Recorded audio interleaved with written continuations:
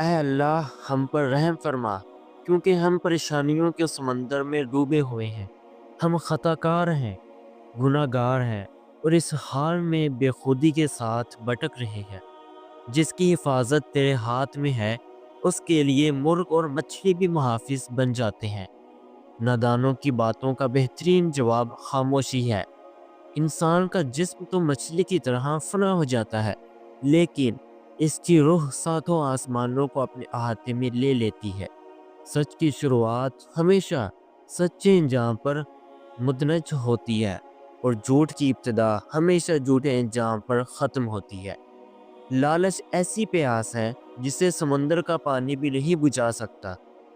جس پر تو راضی ہو جائے وہ لوگوں کے ساتھ نیکی کرنے لگتا ہے۔ اگر چراغ بجھنے سے انکار کر دے تو آندھی بھی راستہ بدل لیتی ہے۔ زندگی میں سب کچھ ملتا ہے، بس توکل کرنے والے رب پر یقین رکھو۔ جسم کے ہر حصے کو زبان کی تیزی سے شکایت ہے۔ آنسو کا وزن نہیں ہوتا، لیکن اس کے گرنے سے دل کا بوجھ ہلکا ہو جاتا ہے۔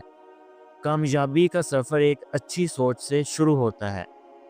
دنیا کا مال تو چھوڑنا ہی پڑے گا۔ عقل مند وہ ہے جو آخرت کا سامان جمع کرے۔ مانگنے والے کو دیکھ کر احسان نہ جتاؤ، بلکہ شکر کرو کہ اس نے تمہارا دیا ہوا قبول کر لیا۔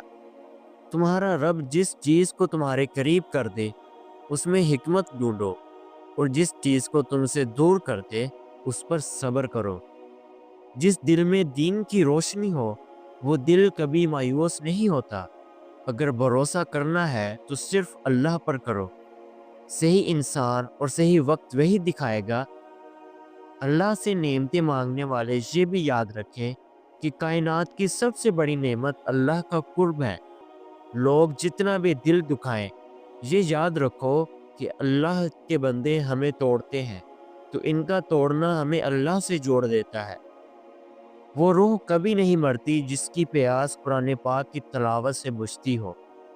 کسی کا کچھ مت بگاڑو، اللہ تمہارا کچھ بگڑنے نہیں دے گا۔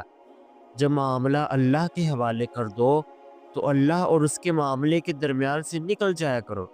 پریشان ہونے والوں کو کبھی نہ کبھی سکون مل ہی جاتا ہے، لیکن پریشان کرنے والے ہمیشہ بے چینی میں رہتے ہیں۔